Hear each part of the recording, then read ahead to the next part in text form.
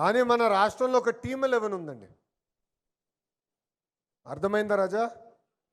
అర్థమైందా రాజా? టీమ్ 11 వాళ్ళ కల్తీ మద్యానికి, కల్తీ నెయ్యికి, బాబాయిని లేపేసేదానికి బ్రాండ్ అంబాసిడర్లు.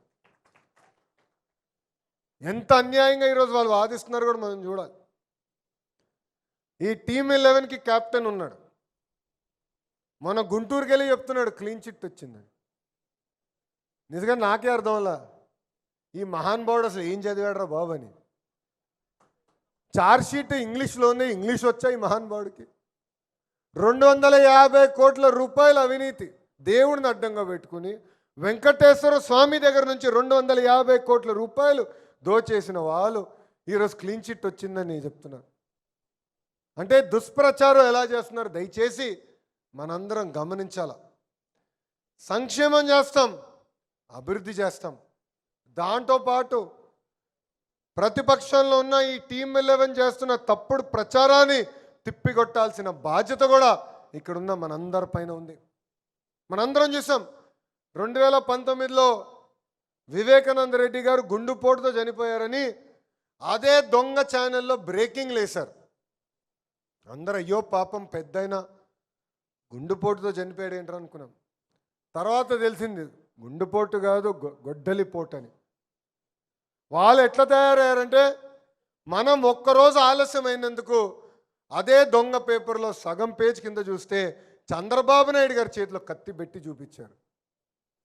అంటే వాళ్ళే చంపి, జగన్మోహన్ రెడ్డికి తెలుసు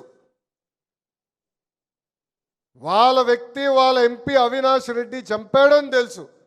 తెలిసిన సాక్షికి ఫోన్ చేసి, సాక్షి పేపర్కి ఫోన్ చేసి చంద్రబాబు నాయుడు గారి చేతుల్లో కత్తి పెట్టండి, అది చూపించండి అని చెప్పే పరిస్థితికి వచ్చారు. ఆ రోజు మనం అది తిప్పికొట్టలేదు కనుకనే మనం తీవ్రంగా నష్టపోయాం. ఇది మనం గుర్తుపెట్టుకోవాలి. సంక్షేమ అభివృద్ధితో పాటు మనం చేస్తున్న కార్యక్రమాలతో పాటు ప్రజల్లో చైతన్యం తీసుకురావాల్సిన బాధ్యత మనందరిపైన ఉంది. ఎన్నికల్లో మనం సూపర్ 6 హామీలు ఇచ్చాం. భారతదేశంలో ఏ రాష్ట్రం ఇవ్వని విధంగా ఈరోజు మనం పెన్షన్ ఇస్తున్నాం. వృద్ధులకి 4,000 రూపాయలు, వికలాంగులకి 6,000 రూపాయలు, బెడ్కే పరిమితం అవుతే 15,000 రూపాయలు పెన్షన్ మనం ఇస్తున్నాం. నేను ఛాలెంజ్ చేస్తున్నా, చూపించండి భారతదేశంలో ఇంకొక రాష్ట్రాన్ని, ఇంత పెన్షన్ ఇస్తున్న రాష్ట్రాన్ని మీరు చూపించండి. మనకన్నా 5 రెట్ల ఆదాయం వచ్చే ఎక్కువ రాష్ట్రం కూడా దరిదాపుల్లో ఇంత సంక్షేమం చేయట్లేదు. దీంతోపాటు మనం తల్లికి వందనం కార్యక్రమం చేపట్టాం. అన్నదాత సుఖీభవ కార్యక్రమం కింద 2 విడతలు డబ్బులు వేసాం. స్త్రీ శక్తి కింద ఉచితంగా బస్ ప్రయాణం కల్పించాం.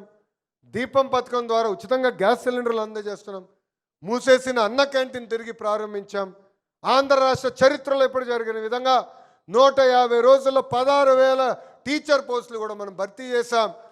ఇక్కడ హోంమంత్రి గారి నాయకత్వంలో 6,000 మంది కానిస్టేబుల్ పోస్టులు కూడా మనం భర్తీ చేస్తాం జరిగింది. మాట్లాడాలి, చెప్పాలి, ప్రజల్లో చైతన్యం తీసుకురావాలి. భారతదేశంలో 10 రూపాయలు పెట్టుబడి వస్తే దాంట్లో ₹2.50 ఈరోజు ఆంధ్ర రాష్ట్రానికి మనం తీసుకొస్తున్నాం. అంటే సుమారుగా 25% పెట్టుబడులు ఆంధ్ర రాష్ట్రానికి తీసుకొస్తున్నాం. గ్రౌండ్ చేస్తున్నాం, ముందలు తీసుకెళ్తున్నాం, అహర్నిశలు కష్టపడుతున్నాం. ఎంత పని ఉన్నా, ఎంత ఇబ్బంది ఉన్నా ప్రతి వారం ఒకరోజు మన జాతీయ అధ్యక్షుడు చంద్రబాబు నాయుడు గారు పార్టీ ఆఫీస్కి వస్తున్నారు, కార్యకర్తల్ని కలుస్తున్నారు,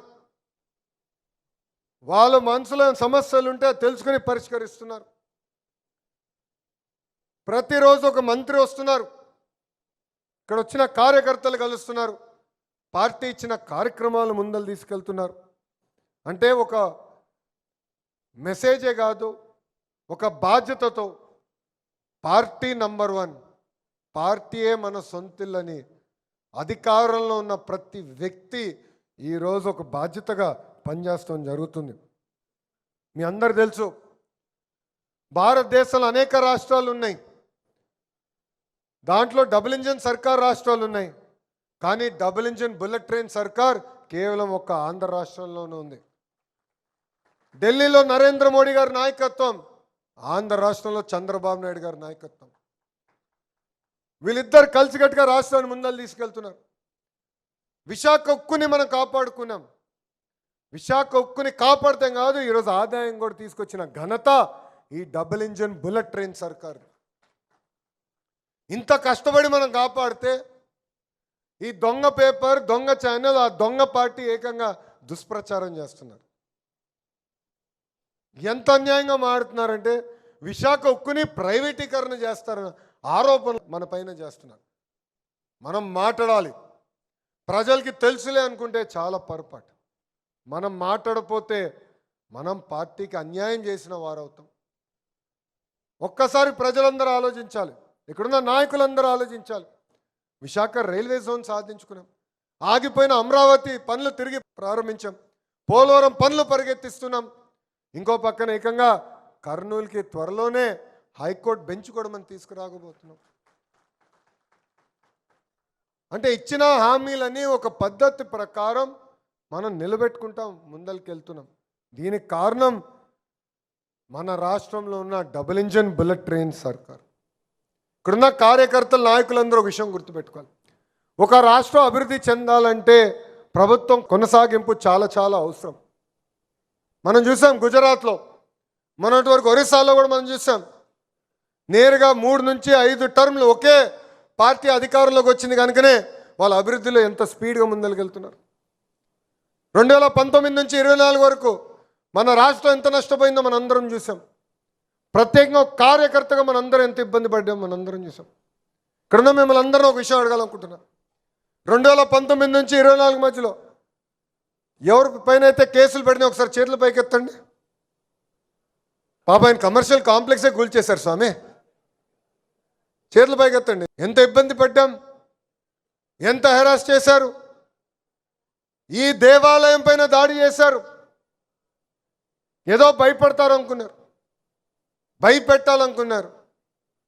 కానీ ఆనాడే చెప్పాం, తగ్గేదే లేదని మనం ముందరికెళ్ళాం. 5 సంవత్సరాలు చాలా ఇబ్బంది పడ్డాం, చాలా నష్టపోయాం. అందరం కష్టపడ్డాం, కలిసికట్టుగా తిరిగి మనం ఎన్డీఏ ప్రభుత్వాన్ని గెలిపించుకున్నాం. ఈరోజు వేదికమైన మేమందరం నుంచున్నామంటే దానికి కారణం వేదిక ముందలున్న తెలుగుదేశం పార్టీ కార్యకర్తలు. మన కష్టాన్ని మర్చిపోకూడదు. ఇది మన పార్టీ. చిన్న చిన్న సమస్యలు ఉండొచ్చు, విభేదాలు ఉండొచ్చు. మనం నమ్మకం దానికోసం అహర్నిశలు కష్టపడాలి, పోరాడాలి, అనుకుంది సాధించే వరకు మనం వదిలిపెట్టుకోవడం. మీరందరూ అనుకోవచ్చు లోకేష్ అనుకుంది ప్రతిదీ అయిపోతుందని.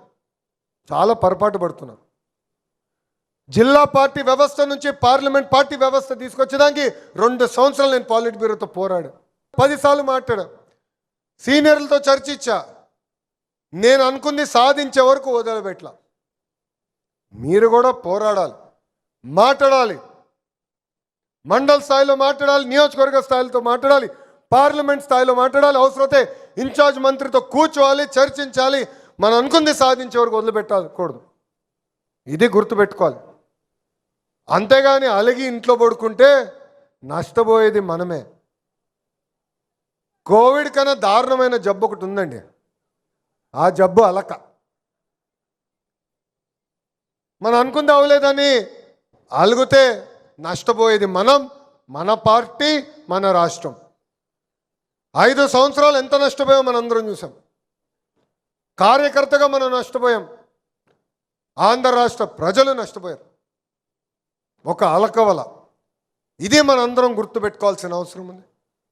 అలక పక్కన పెట్టాలి, నమ్మకం దానికోసం పోరాడాలి, చర్చించాలి, పార్టీని సమర్థవంతంగా ముందుకు నడిపించాలి. ఇక్కడున్న కార్యకర్తలు అందరికీ ఒక విషయం చెప్తున్నాం. విడాకులు ఉండవు, మిస్ఫైర్లు ఉండవు, క్రాస్ ఫైర్లు ఉండవు. ఏమైనా సమస్య ఉంటే 3 పార్టీలు కూర్చుంటాం, మేము చర్చిస్తాం. ఇది గ్రామ స్థాయి వరకు మనందరం పాటించాల్సిన అవసరం చాలా చాలా ఉంది. పవన్ అన్న కూడా చాలా స్పష్టంగా చెప్పారు. 1 కాదు, 2 కాదు, 3 టర్ములు, అంటే కనీసం 15 సంవత్సరాలు కలిసికట్టుగా ముందరికెళ్తేనే దారి తప్పిన రాష్ట్రాన్ని సరైన దారిలో మనం పట్టుకెళ్తాం. మనం ఇది మనం అందరం గుర్తుపెట్టుకోవాలి. కలిసికట్టుగా పనిచేయాలి. అంతేగాని ఆ దొంగ పార్టీకి ఒక దొంగ అలవాటు ఉంది. అది అబద్ధం కూడా అద్భుతంగా చెప్తారండి. మనం చూసాం కదా, దొంగ అబ్బాయి ఎంత అద్భుతంగా చెప్పాడండి అబద్ధం. క్లీన్ చిట్ వచ్చేసిందంట, ఏమీ దొరకలేదంట. నిజం కూడా మనం అంత బాగా చెప్పలేం రాబాయ్, నిజం కూడా మనం అంత బాగా చెప్పలేం, అబద్ధం అంత బాగా చెప్తాడు.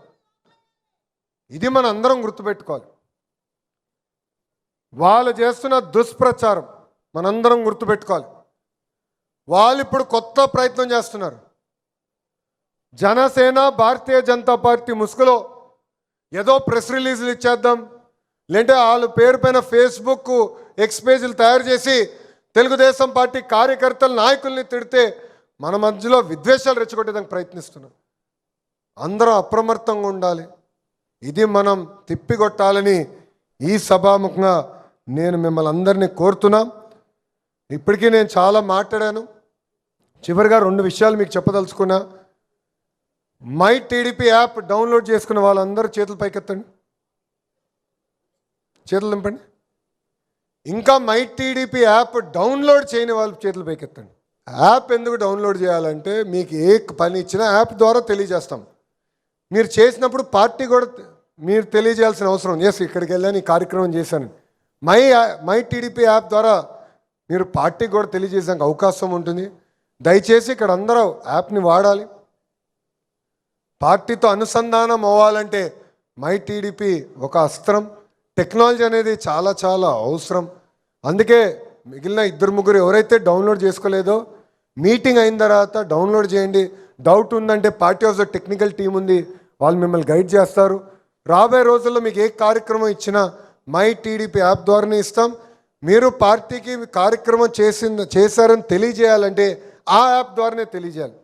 అప్పుడే మాకు తెలుస్తుంది ఎవరు చేస్తున్నారు, ఎవరు చేయట్లేదు. అంతేగాని వాట్సాప్ ద్వారా నాకు పెడితే నేను ఎన్నని గుర్తుపెట్టుకోగలుగుతా, ఎన్నని నేను చూడగలుగుతాను. పార్టీ ఒక వ్యవస్థలాగా నడవాలి. దయచేసి ఇచ్చిన ప్రతి కార్యక్రమం తూచా తప్పకుండా అమలు చేసి మై టీడీపీ యాప్లో అప్లోడ్ చేయమని ఈ సభాముఖంగా మేము కోరుతున్నా. బూత్ బలోపేతం అనేది పవిత్రమైన కార్యక్రమం. దాంట్లో మీరు అందరూ భాగస్వామ్యం అయినందుకు నా హృదయపూర్వక ధన్యవాదాలు తెలియజేసుకుంటున్నా. ఎందుకంటే కుప్పం నుంచి వచ్చిన వారు కూడా ఇక్కడ నాకు కంపడుతున్నారు. తెలుసురా భయ్, కంపడారు, చేతులు ఎత్తాల్సిన అవసరం లే. కుప్పం నుంచి వచ్చిన వారు ఉన్నారు, ఇచ్చాపూర్ నుంచి వచ్చిన వారు కూడా ఉన్నారు, చేతులు ఎత్తుతున్నారు. చూసా, అన్ని ప్రాంతాల నుంచి వచ్చారు, సొంత ఖర్చు పెట్టుకుని వచ్చారు, ఒకరోజు ట్రైనింగ్ కోసం వచ్చారు. మీ అందరికీ నా హృదయపూర్వక ధన్యవాదాలు తెలియజేస్తున్నా. కలిసికట్టుగా పార్టీని బలోపేతం చేద్దాం. మా ఆఫీసు కూడా చెప్పా, ఎప్పుడన్నా టైం ఒత్తిడి వస్తుంది, ప్రభుత్వం కార్యక్రమాలు చేయాలని ఒత్తిడి వస్తుంది.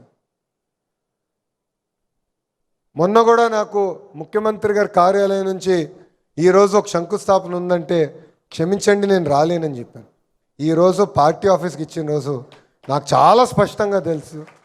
పార్టీ ఆఫీస్కి నేను ఒక రోజు ఇస్తే నేను ఇంక వేరే ఏ పని పెట్టుకొని వచ్చి పార్టీ కోసం మేము పనిచేయాల్సిన అవసరం ఉంది. క్షమించండి, పార్టీ ఆఫీస్కి వెళ్తున్నా, పార్టీ కార్యక్రమాలు చేస్తున్నానని చెప్తాం కూడా జరిగింది.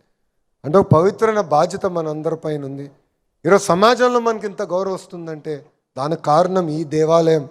దయచేసి ఇది గుర్తుపెట్టుకోవాలని ఈ సభాముఖం మిమ్మల్ని అందరినీ కోరుకుంటూ, నాకు ఇంత అద్భుతమైన అవకాశం ఇచ్చిన మీ అందరికీ పేరు పేరున నా హృదయపూర్వక ధన్యవాదాలు తెలుపుకుంటూ మీ అందరి దగ్గర నుంచి సెలవు తీసుకుంటున్నాను. జోహార్ అన్న ఎన్టీఆర్, జోహార్ అన్న ఎన్టీఆర్. చంద్రబాబు నాయుడు గారి నాయకత్వం, చంద్రబాబు నాయుడు గారి నాయకత్వం. జై తెలుగుదేశం, జై తెలుగుదేశం, జై హింద్, జై హింద్.